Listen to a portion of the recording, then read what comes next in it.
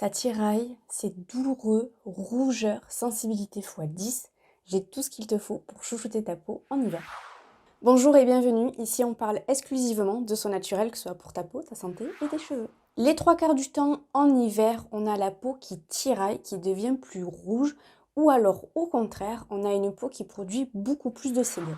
Tout cela n'est rien de grave, c'est juste des signaux que t'envoie ta peau pour te dire qu'elle va pas très bien. Si en hiver tu as un excès de sébum, c'est juste que ta peau elle se sent agressée, donc elle essaye de se protéger. Et pour se protéger, elle va justement créer un peu plus de sébum que d'habitude. Et cet excès de sébum, c'est juste pour essayer de garder au maximum l'hydratation qu'elle a. Et forcément, cette surproduction va nous amener des boutons, des kystes, des microkystes.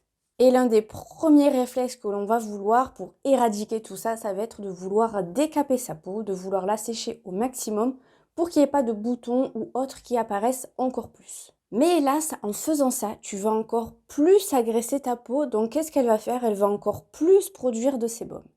Si tu te maquilles, je te conseille du coup d'utiliser des huiles végétales, sauf l'huile de coco qui est comédogène pour certaines peaux.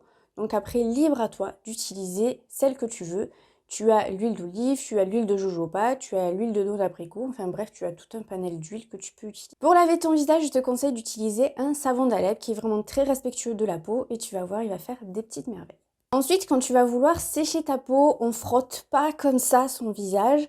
On essaye de faire des petits tapotements comme ça, vraiment tout doux.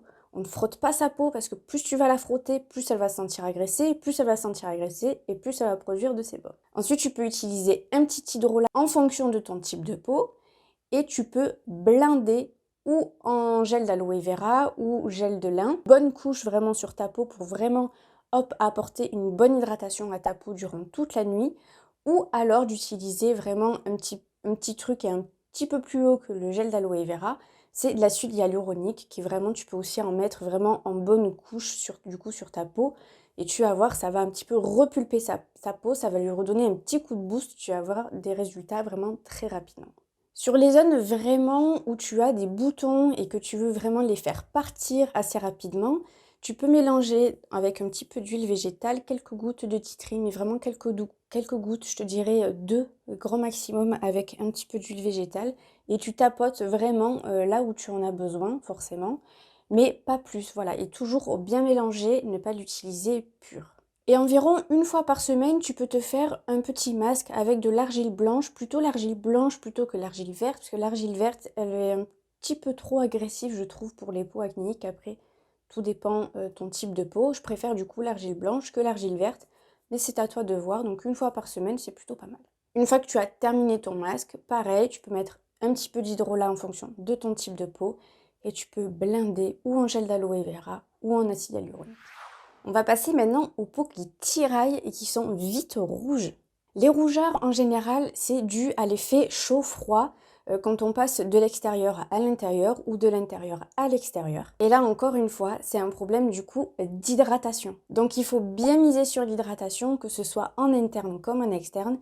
C'est vrai qu'en hiver, c'est un peu difficile souvent de boire beaucoup d'eau. Il faut vraiment essayer de boire de l'eau. Si tu n'arrives pas à faire 1,5 litre, essaye quand même de boire au moins 1 litre par jour. Et pareil, une fois que tu as fait ta routine de soins, n'hésite pas à mettre du gel d'aloe vera, du gel de lin, de l'acide hyaluronique. Et n'hésite pas aussi une fois par semaine à faire des masques avec du miel. Donc si tu as des petites cicatrices, il va venir vraiment cicatriser ta peau et il va venir donner un coup d'éclat aussi à ta peau. Après aussi, tu peux mélanger le miel avec du yaourt aussi, tu peux bien mélanger les deux. Et tu peux même aussi, si tu veux, incorporer des œufs. Tu fais vraiment un ensemble bien homogène et tu laisses poser sur ton visage et tu rinces ton petit savon. Enfin bref, toute ta suite de ta petite routine. Et tu verras, ça va vraiment bien venir hydrater ta peau. Les peaux qui tiraillent, elles sont vraiment mais en PLS. Elles en peuvent plus, elles sont totalement mais desséchées. Elles crient vraiment alerte. Il y a déjà les changements de température. Il y a aussi les personnes qui malheureusement ne peuvent pas faire autrement en hiver que de travailler dehors pour tout ce qui est BTP, tout ce qui est agriculture. Et pour un peu qu'il y ait un petit peu de vent dehors, alors là c'est la cata. Et de suite, oui, les peaux ont tendance à vite tirailler. Et si une fois que tu passes à l'intérieur, il y a un chauffage qui est beaucoup trop fort, Ta peau dégage de l'humidité, donc forcément cet air sec et cet air chaud va venir juste empirer la chose, qui va venir du coup encore plus tirailler ta peau. Donc rien de nouveau, il va falloir miser sur l'hydratation. Donc déjà pareil aussi, beaucoup d'eau, et si vraiment nécessaire, continuer à faire des masques peut-être 2 fois par semaine au lieu de 1 fois par semaine. Continuez à utiliser gel d'aloe vera, gel de lin ou encore acide hyaluronique. Et en barre de description, je te mets toutes les crèmes naturelles que tu pourras trouver, que tu pourras utiliser si vraiment ta peau tiraille vraiment énormément.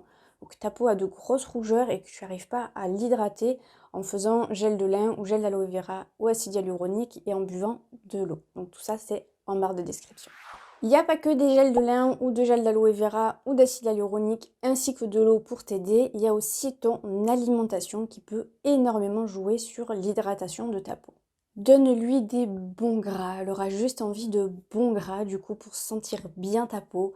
Donc tu peux consommer de l'avocat, tu peux consommer du saumon, tu peux aussi lui apporter des omégas en mangeant des sardines, des maquereaux, tout ce qui est petits poissons, tout ça elle aime bien notre peau. Et n'hésite pas si tu as le temps un petit peu de te faire des jus de légumes et de fruits. Pas l'acheter du coup en magasin, mais tu peux faire orange, pomme, carotte.